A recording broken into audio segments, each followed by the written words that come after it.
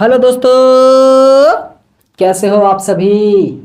I hope आप सभी बहुत अच्छे होंगे। तो दोस्तों, हम लोग आज फिर से एक नए निबंध को सीखेंगे जो हमारे एग्ज़ाम के लिए बहुत इम्पोर्टेंट है ना। और ये इम्पोर्टेंट इसलिए है आज का निबंध क्योंकि ये ऐसी समस्याएं जो है आज का निबंध से हम लोग जो निबंध लिख रहे हैं ये हमारे एग्ज़ाम के लिए इम्पोर्टेंट क्यों है, क्योंकि ये निबंध हमारे आसपास हो रहे घटनाओं को परिचित करेगा। और ये घटनाएं हमारे देश प्रदेश में बहुत ज़्यादा देखने को मिला है ना। तो इसलिए ये निबंध आने के चांसेस हैं हमारे आने वाले बोर्ड एग्ज़ाम्स में। ठीक है, तो चलिए हम लोग बढ़ते हैं और इस निबंध को भी देखते हैं कि क्या है ये। ठीक है, पहला क्या है निबंध, बेरोजगारी पे, शिक्षित बेरोजगारी की समस्या। ठीक है, इसके कुछ पॉइंट हैं, इन पॉइंट पे भी हम लोग निबंध लिखेंगे। ठीक है, आइए पहले जब भी निबंध लिखेंगे तो उसे इस तरह से हेडिंग देंगे, शिक्षित बेरोजगारी की समस्या।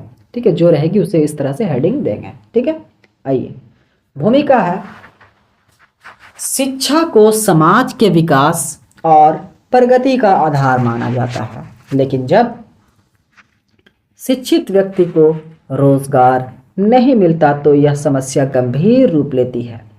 शिक्षित बेरोजगारी समाज और देश के विकास में बड़ी बाधा है। भारत जैसे विकासशील देश में यह समस्या तेजी से बढ़ रही है, जिससे युवाओं का आत्मविश्वास टूट रहा है और आर्थिक असंतुलन पैदा हो रहा है। ठीक है, देखिए बोलता है शिक्षा जो है यानी कि एजुकेशन जो है वो समाज के विकास और प्रगति का क्या होता है, एक आधार माना जाता है ना। कि अगर लोग पढ़े लिखेंगे तो हमारे समाज अच्छा होगा, समाज में विकास होगा, हम लोग प्रगति करेंगे, है ना। हम लोग प्रगति करेंगे, हम लोग खुद को ग्रोथ करेंगे, अपने कंट्री को बढ़ाने में हमारी बहुत भूमिका होगी। ठीक है, ये हमें शिक्षा से मिल सकती है। लेकिन बाबू, जब पढ़ा लिखा व्यक्ति लोगों को अच्छा रोज़गार नहीं मिलता है, नौकरियां नहीं मिलती है, ठीक है, तो यह जो है एक बहुत बड़ी समस्या है। ठीक है, ये बहुत गंभीर समस्या है। ठीक है ना। अगर शिक्षित लोग या पढ़े लिखे लोग को समाज और देश में विकास के लिए क्या होंगे, बाधा हो जाएंगे अगर इन्हें नौकरियां नहीं मिलती है तो। ठीक है, क्यों? क्योंकि अगर इन्हें नौकरियां नहीं मिलेगी तो इनको देख करके ही हमारे पिछले पीढ़ी जो आएंगे, इनके बाद वाले जो पीढ़ी आएंगे, वो लोग भी पढ़ाई से फिर दूर चले जाएंगे, है ना। क्योंकि बोले भाई पढ़ लिख के भी तो नौकरी नहीं मिल रहा है। आप ऐसे सवाल को बहुत से लोगों से सुनते होंगे, है ना। चलिए अगला पॉइंट है, शिक्षित बेरोजगारी के कारण। देखिए क्या है, शिक्षा प्रणाली की खामियां। शिक्षा प्रणाली की खामियां मतलब कि कमजोरियां।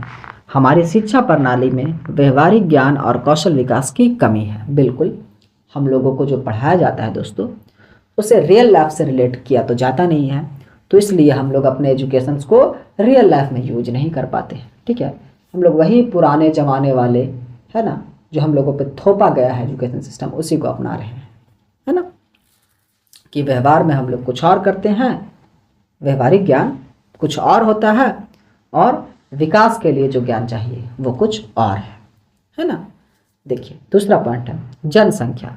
रोजगार के असर सीमित है जबकि शिक्षित युवाओं की संख्या तेजी से बढ़ रही है ना। बोल रहा है रोजगार का जो अवसर है वो बहुत ही लिमिटेड है। यानी कि अगर मान के चलो हमारे गवर्नमेंट अगर रेलवे में जॉब निकालती है तो किसी पद के लिए 1 लाख सीट खाली है।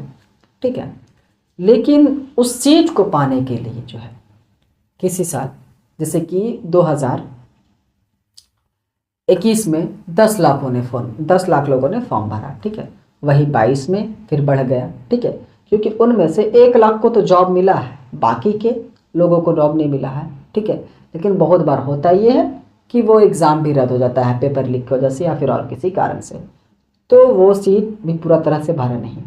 ठीक है, और जनसंख्या क्या होगा दूसरे साल, फिर और बढ़ जाएगा, तीसरे साल और बढ़ जाएगा। ठीक है, यही चीज़ होती रहेगी, लेकिन जो सीट है सीमित रहेगी, है ना। आप लोगों को मैं बता देना चाहूँगा, वैसे मैं आप लोगों को हिंट देना चाहता हूँ, इससे जो सच्चाई है वो सच्चाई तो आप लोगों के सामने आएगी। ठीक है, नीट के एग्ज़ाम में बाबू हर साल 2 से 3 लाख लोग जो हैं वो बढ़ते हैं। 2024 की बात बताऊं तो इस बार 24 लाख स्टूडेंट ने नीट एग्ज़ाम के लिए फॉर्म भरा था। और हमारे इंडिया में टोटल नंबर ऑफ सीट कितने हैं मेडिकल के, तो सिर्फ और सिर्फ 50,000, यानी कि 23,50,000 लोगों को गवर्नमेंट मेडिकल कॉलेज में सीट नहीं मिलेगी। नीट एग्ज़ाम क्यों होता है पता है आप लोगों को? नीट एग्ज़ाम होता है मेडिकल की पढ़ाई के लिए, है ना। मेडिकल की सीट मिलती है, उससे आप लोग मेडिकल की पढ़ाई कर पाते हो। तो जरा सोचो, बढ़ती जनसंख्या की वजह से क्या से क्या हो रहा है, तो ये भी बहुत बड़ी समस्या है। ठीक है, तीसरा है औद्योगिकीकरण। औद्योगिकीकरण मतलब कि रोजगार को पैदा करना, बिजनेस को लाना।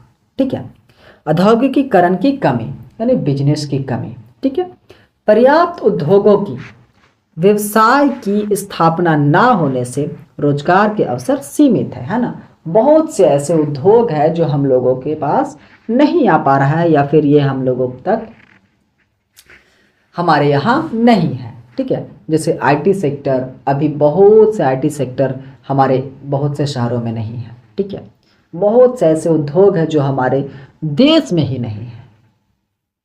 बहुत से ऐसे उद्योग है, बहुत से ऐसे बिजनेस है जो हमारे देश को लोगों को मालूम ही नहीं है, जिसके वजह से क्या है, वही जो पुराने कल कारखाने हैं उसी में लोग आ रहे हैं, जा रहे हैं, आ रहे हैं, जा रहे हैं, उतना ही रह करके रह जा रहे हैं। ठीक है, नए अगर बिजनेस नहीं बनेंगे, नए तरीके से लोग बिजनेस करना नहीं सीखेंगे, तो नया बिजनेस बनेगा कैसे और नए लोगों को नौकरी मिलेगा कैसे, है ना। अगर मान के चलो किसी कारखाने में 10,000 लोग काम कर रहा है, तो उसमें से जितने भी लोगों को अगर हटाया जाएगा तो 4,000 को हटाया जाएगा, तो 4,000 सीट ना मिलेगा, बाकी 6,000 सीट तो पहले से रिजर्व है। और यहाँ पे है क्या कि 10,000 की जगह 10 लाख लोग उस जॉब को पाने के लिए तैयार हो जाएंगे। आप लोगों को बताऊं कि 4 सीट म्युनिसिपल के लिए, जो गटर साफ करता है ना, मैं उन्हें गलत काम नहीं बोल रहा हूँ, ठीक है, सॉरी कहूँगा, जो गटर का साफ करने वाली काम होती है, उस 4 सीट के लिए 2,500 फॉर्म भरे गए थे। बताइए कितनी बेरोजगारी है, आप यहाँ से समझ सकते हैं, है ना। चौथा पॉइंट है कौशल का अभाव।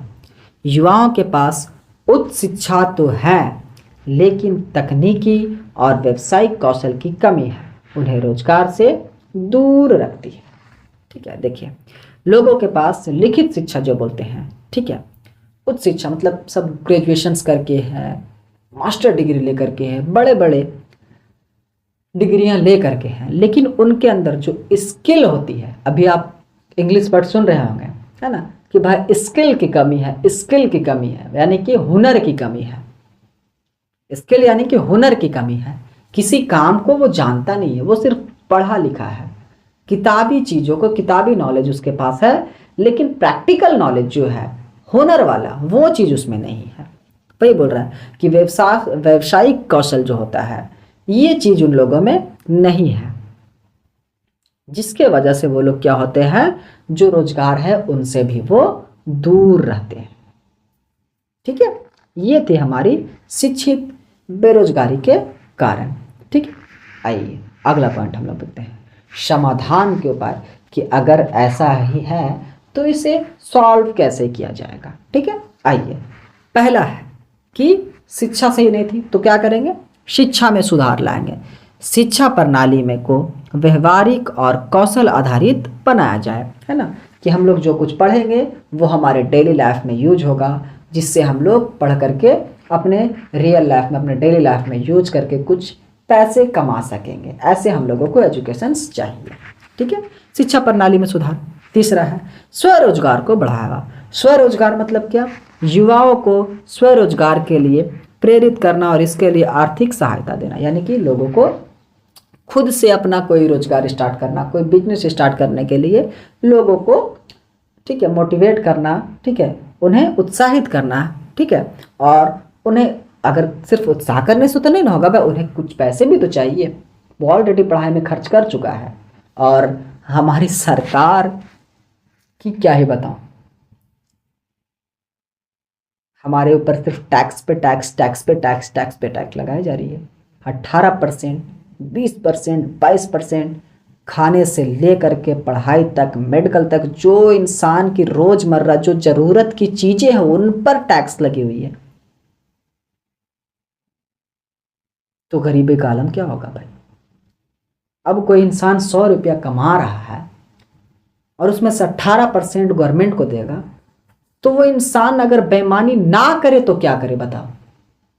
जानता हूं मुझे इसी देश से ही कमाया हूं तो इस देश में देना है, लेकिन भाई 18% एक हद है यार। देश को तो दूंगा, वो तो है, उसके लिए तो कमा रहा हूं यार, लेकिन ये एकदम पॉकेट से छीना जा रहा है। 18% जीएसटी हर गुड्स पे, हर सामान पे, मेडिकल पे, जो इंसान की जरूरत है, एजुकेशन हर इंसान की ज़रूरत है, खाने पीने की चीज़ हर इंसान की ज़रूरत है, उस पर भी लगाया गया टैक्स यार, एजुकेशन पे। अब गवर्नमेंट बोलेगी क्या कि भाई हर गरीब को पढ़ना चाहिए, हम तो पढ़ा रहे हैं, और आपकी वही गवर्नमेंट स्कूलों की हाल ऐसी है कि गाय भैंस बांधे जाते हैं,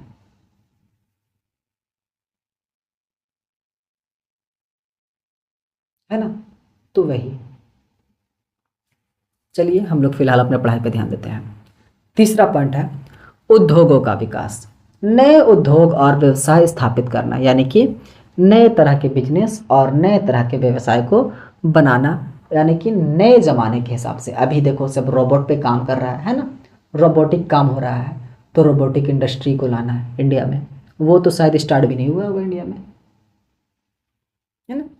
सरकारी योजनाएं, सरकार को रोजगार संबंधित योजनाओं को प्रभावी ढंग से लागू करना, है ना। सरकार बहुत से ऐसे बाबू योजनाएं भारत में ला चुके हैं जिससे आम जनता को अपने बिजनेस को स्टार्ट करने में सहायता मिलती है, बहुत से लोन वगैरह भी दे रही है, ठीक है।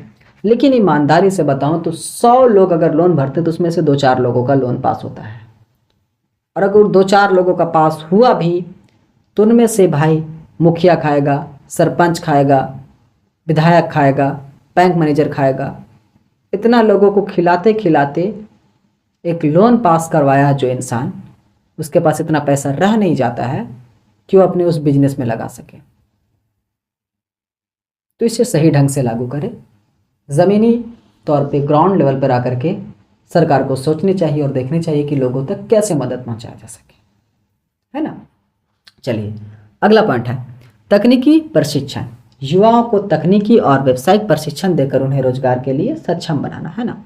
लोगों को तकनीकी तरह से एजुकेशन देना, उन्हें स्किल देना, ठीक है। उन लोगों को एक इंटर्नशिप वगैरह कराना, जहाँ बिजनेस वगैरह की अलग से पढ़ाई करवाना, इन सब चीज़ों को, है ना, कि खुद के बिजनेस को कैसे ग्रोथ किया जा सके। अगर अब गवर्नमेंट जैसे कि पैसा दिया, फंड दिया है, अब कोई कपड़े के दुकान में पैसे लगा दिया, लेकिन उसे कपड़ा का दुकान कैसे चलाना है, कैसे बढ़ाना है, कैसे मार्केट संभालना है, इसकी जानकारी ही नहीं रहेगी तो वो कैसे कर पाएगा, तो फिर वो पैसा डूब गया, किसी काम का नहीं रहा वो मदद, है ना। तो इन चीज़ों पर भी गवर्नमेंट को थोड़ा ध्यान देना चाहिए, ठीक है। आइए आगे बढ़ते हैं। देखिए लास्ट पॉइंट है निष्कर्ष, कि इससे हमें क्या सीख मिलती है और हम कैसे इस पर काम कर सकते हैं। शिक्षित बेरोजगारी केवल एक समस्या नहीं बल्कि एक चुनौती है ना, जिसे दूर करने के लिए समाज और सरकार को मिलकर कार्य करना होगा। यदि युवाओं को सही दिशा, कौशल और अवसर दिया जाए तो वे देश की उन्नति में बड़ा योगदान दे सकते हैं। शिक्षित बेरोजगारी का समाधान केवल राष्ट्रीय विकास को नहीं बल्कि सामाजिक संतुलन को भी सुनिश्चित करेगा, है ना। बोलता है कि देखो दोस्तों, अगर शिक्षित बेरोजगारी को अगर हल नहीं किया जाएगा तो ये सिर्फ सामाजिक ही नहीं, पूरे देश को तबाह कर सकती है।